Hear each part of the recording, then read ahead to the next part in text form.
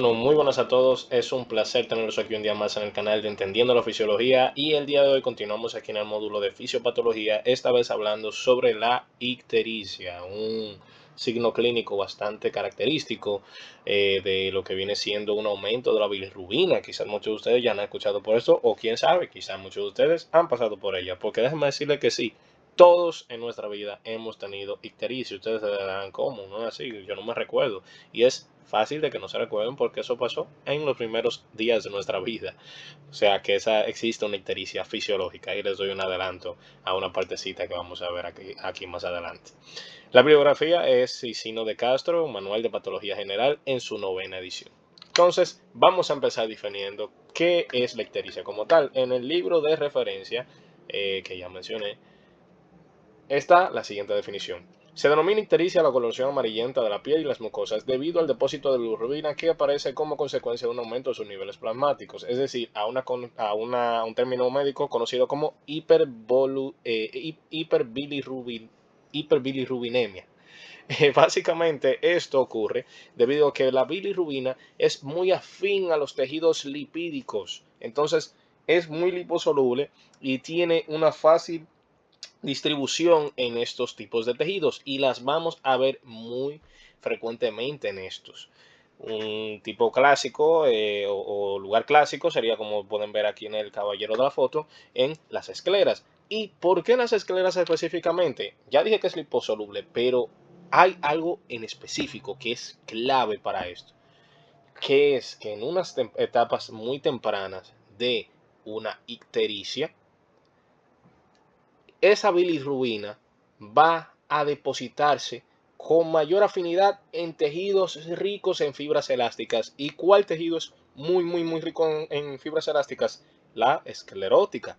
Por eso es que vemos esa coloración amarillenta en la zona de los ojos, porque esa zona esclerótica es muy rica en fibras elásticas y ahí va a tener mayor preferencia la bilirrubina a alojarse. Importante saber, otro dato de lo mismo, es que para que pueda aparecer como tal la ictericia, son necesarias unas concentraciones de bilirrubina total en sangre superiores a 2.5 miligramos por decilitro.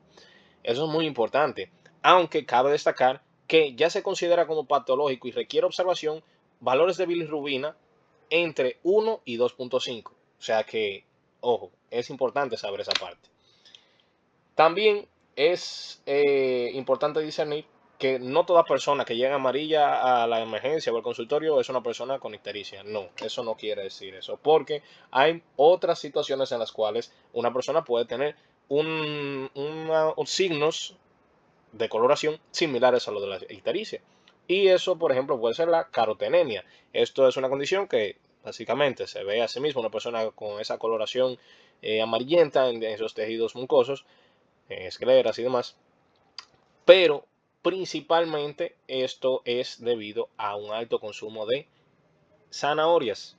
Por eso carotenemia, por eso viene el nombre. Eso es por un alto consumo de zanahorias. Entonces también la dieta es importante. Y de hecho, la dieta también va a ser importante para una ictericia como tal, porque más adelante veremos que son necesarias múltiples proteínas para el transporte correcto de la bilirrubina, que se explicará en la siguiente etapa. También otro punto importantísimo saber es que no todas las personas con hiperbilirrubinemia presentan ictericia. ¿Cómo así? Es sencillo. Si esa hiperbilirrubinemia es bien reciente, o sea, alcanzó esos valores de una forma bien temprana, al momento en que la persona es examinada, no se va a ver la ictericia. ¿Por qué? Porque todavía la bilirrubina está depositándose en los tejidos. No le va a dar tiempo, no le ha dado tiempo todavía el depositarse. Por eso aparece ya después de llevar un tiempo la persona con esa bilirrubinemia, hiperbilirrubinemia, perdón. Entonces ya un paciente con ictericia se debe sospechar que lleva un tiempo con esos valores de bilirrubina elevados. Asimismo pasa al revés, es decir, cuando se corrige la hiperbilirrubinemia, pues entonces, asimismo como la bilirrubina tarda en depositarse a los tejidos, asimismo tarda en alejarse y quitarse de ellos. Por ende, aunque se haya resuelto el problema de la hiperbilirrubinemia, todavía vamos a ver esas características ictéricas del paciente, porque la bilirrubina poco a poco se va eliminando de los tejidos. Entonces, para conocer ya todo eso que vimos contando de bilirrubina y demás, tenemos que conocer su síntesis y por ende también su eliminación, porque la bilirrubina es algo que se forma normalmente, porque se obtiene a raíz del metabolismo de los eritrocitos, porque los eritrocitos, que tienen una vida media de unos 120 días, pues tienen ese precursor de la bilirrubina, que es el grupo hemo de la hemoglobina, que en videos pasados explicamos cómo que se sintetiza ese grupo hemo. El detalle viene en que, pues si nosotros producimos bilirrubina de forma normal, nosotros tenemos mecanismos eficientes por los cuales la bilirrubina es eliminada y por ende no estamos ictéricos todo el tiempo. Entonces, por eso vamos a conocer cómo se sintetiza y se elimina la misma, sabiendo entonces que esos procesos de síntesis y de eliminación pueden verse alterados y son los factores etiológicos en que entonces un paciente pueda presentar la ictericia como tal. Ahora, hablando de lo que es el proceso, ya entonces de la síntesis, en una primera instancia, vamos a ver que ese hematí o ese eritrocito, para decirlo de forma más simple, cuando ya cumplió ese ciclo de vida o ya está a término, él empieza a expresar diversos receptores o a hacer diversas señalizaciones para indicar que pueda ser, que ya debe ser eliminado. Entonces, macrófagos del sistema mononuclear fagocítico, específicamente en órganos como el bazo, entonces captan ese eritrocito y lo fagocitan. Y es dentro entonces de este macrófago que empieza ese proceso catabólico del eritrocito para también catabolizar sus componentes. Cuando se cataboliza el eritrocito, entonces se libera globina y el grupo hemo. La globina, al ser una proteína, pues sigue su ciclo de degradación y forma diversos aminoácidos. Pero eso realmente no nos importa ahora mismo. Lo que nos importa es el catabolismo del grupo hemo. En el grupo hemo, lo que va a ocurrir es que el grupo hemo se ve catabolizado por la hemooxigenasa. ¿Qué hace la hemooxigenasa? La hemooxigenasa toma el hierro ferroso que tiene la hemoglobina y lo transforma en hierro férrico. Y ese hierro férrico entonces puede romper ese anillo ese anillo pirrólico y entonces es liberado. ¿Y qué se tiene? Se pierde esa conformación de anillo y se queda una conformación lineal sin el hierro en su estructura. Ponen el hierro férrico y ya se libera, se queda libre. Y esa estructura lineal es conocida como biliverdina. Esa tiene, como su nombre indica, una pigmentación verde. El hierro férrico, como dije, es liberado y también se libera monóxido de carbono. ¿Qué pasa con esa biliverdina, que es ese precursor de la bilirrubina? La biliverdina va a verse atacado o actuada, o va a verse bueno, va a tener un efecto, ¿verdad? La que va a tener un efecto sobre ella va a ser la biliverdina reductasa. ¿Qué va a ser la biliverdina reductasa? Tan sencillo como transformar biliverdina en bilirrubina no conjugada o también conocida como una bilirrubina indirecta. Esta es la bilirrubina que está en un proceso previo a pasar hacia el hígado. Porque recuerden que todo esto es en esos órganos que tienen alto contenido de esos macrófagos del sistema mononuclear fagocítico. Por ejemplo, el bazo, que es el principal. Entonces, ¿qué ocurre con esa bilirrubina no conjugada o también conocida como bilirrubina indirecta? Esa bilirrubina es captada por proteínas de transporte que venimos mencionando en múltiples módulos del canal. Y la principal es por la albúmina. Por ende, la hipoalbulinemia es un factor etiológico probable para el desarrollo de ictericia, porque si no se tienen transportadores para la bilirrubina, pues va a quedar libre en sangre. Y eso es lo que pues, genera pues, la ictericia. Entonces, esa albúmina transporta la bilirrubina y justamente cuando se encuentra en el espacio de Dice, eso es a nivel hepático ya, la bilirrubina puede ser liberada de la albúmina, porque la unión que tienen es laxa, no es una unión muy fuerte y cuando llega al espacio Dice puede ser liberada. Una vez esta bilirrubina es liberada, entra al hepatocito por vía de una difusión facilitada para así poderse unir a enzimas, a proteínas, perdón, citosólicas, entre las que son las ligandinas, que estas van a unirse a la bilirrubina y entonces esto va a facilitar la acción de las enzimas que vamos a encontrar en el hepatocito. ¿Cuáles enzimas vamos a encontrar en los hepatocitos? Bueno, pues bueno, esa bilirrubina unidas a esas ligandinas van a fomentar el proceso de conjugación. esa bilirrubina va a transportarse dentro del hepatocito al retículo endoplasmático liso, y entonces es en ese retículo endoplasmático liso que va a actuar la enzima principal de la conjugación de la bilirrubina, que es la UDP glucuroniltransferasa, también por sus siglas, aquí como la pueden ver. ¿Qué hace esa enzima? Pues bueno, va a catalizar, como su nombre indica, la conjugación de la bilirrubina con ácido glucurónico. Y eso da lugar a dos componentes: monoglucurónido en un 85% de esa bilirrubina que es conjugada, y diglucurónido en un 15% de la bilirrubina conjugada. Y entonces se tiene esa bilirrubina conjugada, o también conocida como una bilirrubina directa. Esa es la bilirrubina que sí puede ser eliminada, la otra no puede serlo. Entonces, ya que se tiene esa bilirrubina lista para ser eliminada del cuerpo, o quizás no, porque más adelante verán qué pasa, ya entramos a la etapa de excreción. Hay una vía de excreción que es la excreción hepática. ¿Qué hace la bilirrubina en este caso? La bilirrubina, que ya está en su estado conjugado, es transportada activamente al canalículo biliar, o sea, conexión biliar, que luego se converge en el canal biliar común, canal hepático común, perdón, para luego desembocar en el duodeno a través del colédoco, ¿verdad? De esa sustancia que se juntan las vías biliares y las pancreáticas y desembocan en el duodeno a través de la ampolla de Vater, el colédoco. A través de la ampolla de Vater, perdón, sí. Ahí hay un pequeño error.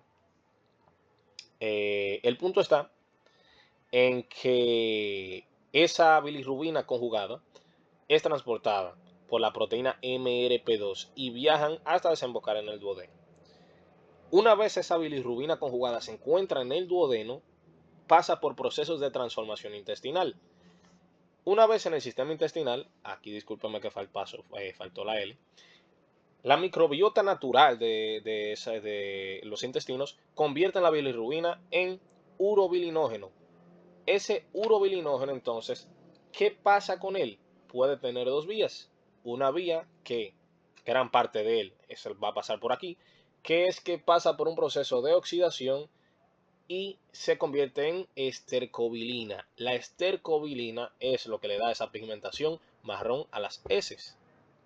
Por eso es que vemos que las heces tienen ese color característico. E incluso el color de las heces puede permitirnos determinar el carácter de la ictericia del paciente, el por qué, qué parte del sistema está fallando. En un 80%, como ya dije, ese urobilinógeno pasa a ser estercobilina. Ya el otro 20%, ¿qué hacen con él? Ese 20% se reabsorbe en el mismo intestino, y entonces de ese 20%, un 90% regresa al hígado gracias a un sistema conocido como circulación enterohepática, y se completa esa circulación justamente cuando regresa al hígado. Y el otro 10% que queda restante se elimina por vía renal.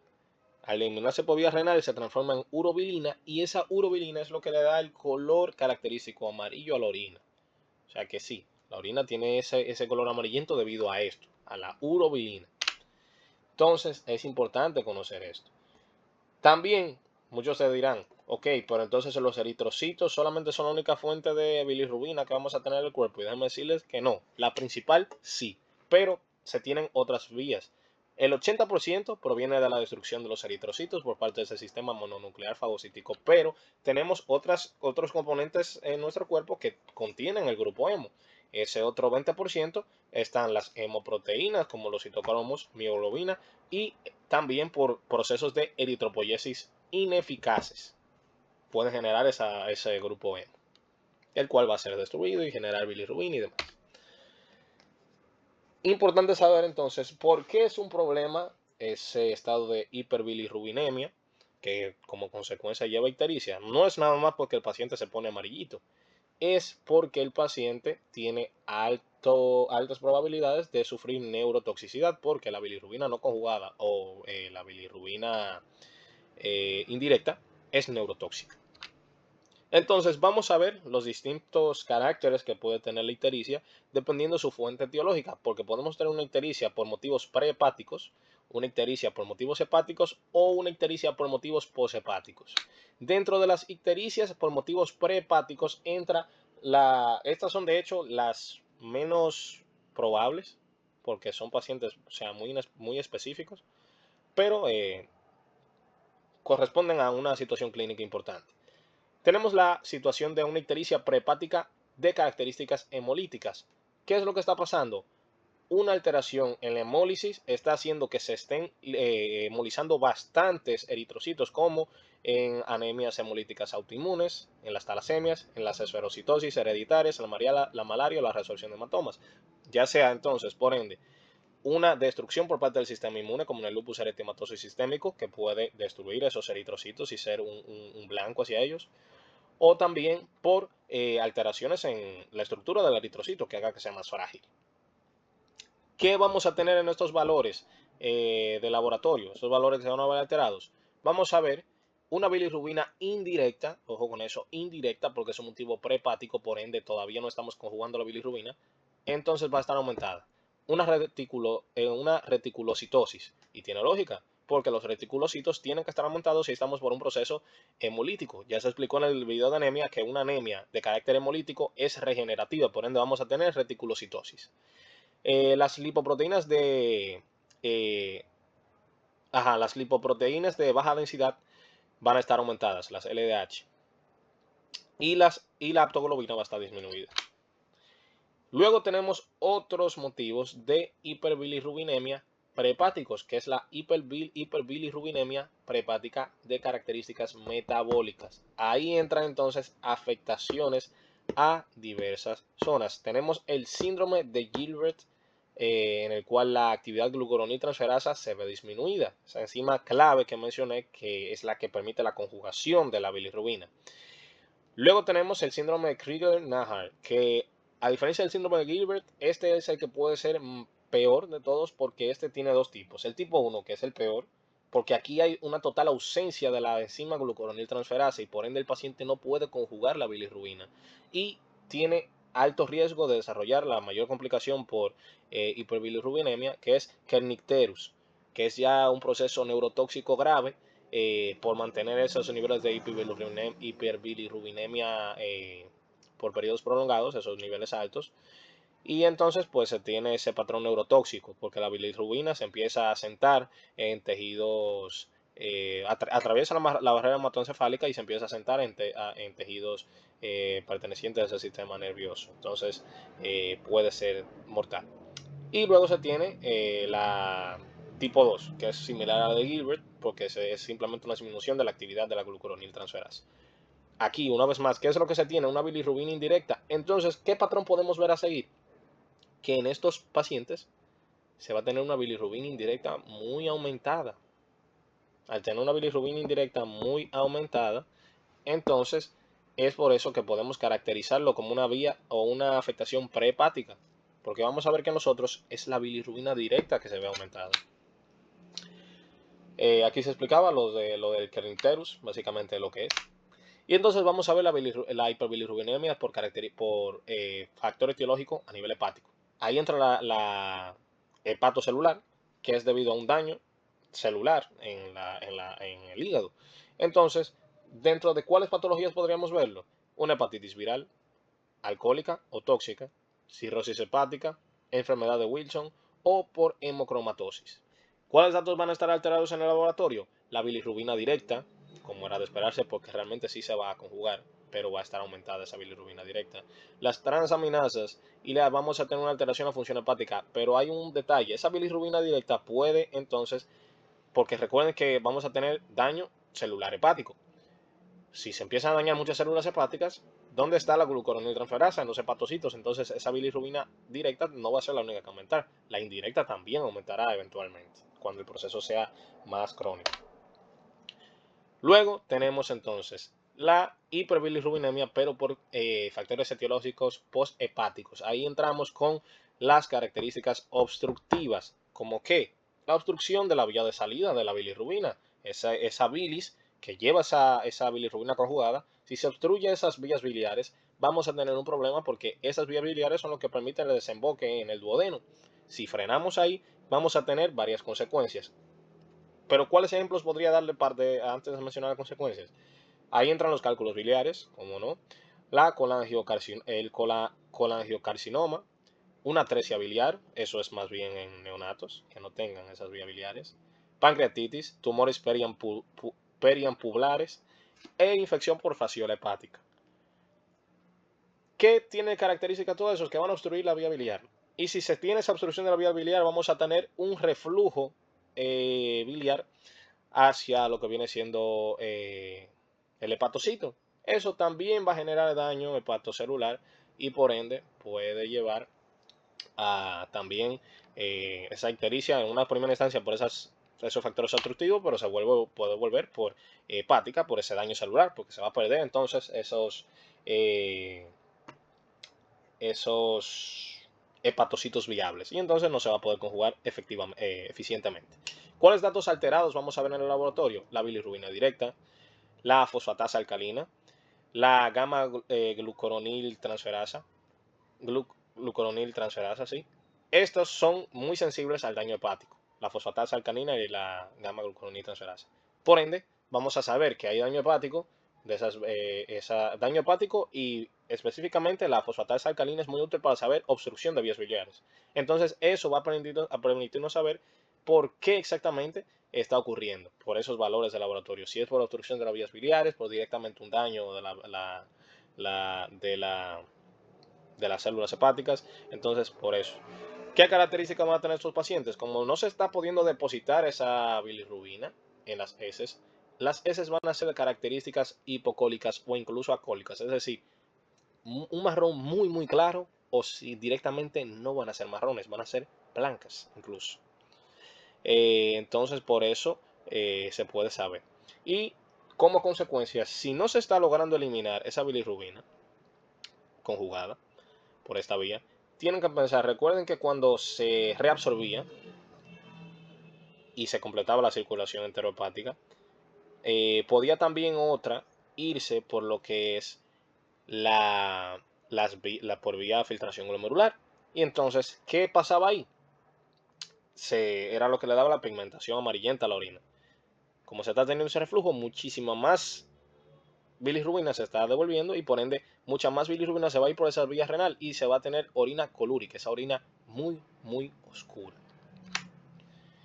Luego tenemos, y esta es la que mencionaba al principio, que los puse en duda con esto, tenemos la ictericia neonatal. Esta ictericia puede ser de dos caracteres. Hay una fisiológica, que es esta, que se debe a nada más ni nada menos que la inmadurez hepática que todos tenemos al nacer, y aparece entre el segundo al quinto día de vida y se resuelve de forma espontánea. O sea, es algo totalmente normal que un bebé recién nacido esté ictérico durante el segundo al quinto día de vida, pero van a ver que eso se resuelve. Ahora, en dado caso que no se resuelva, sí puede dejar saber que quizás hubo algún proceso teratogénico o que afectó la formación del hígado y debe ser estudiado.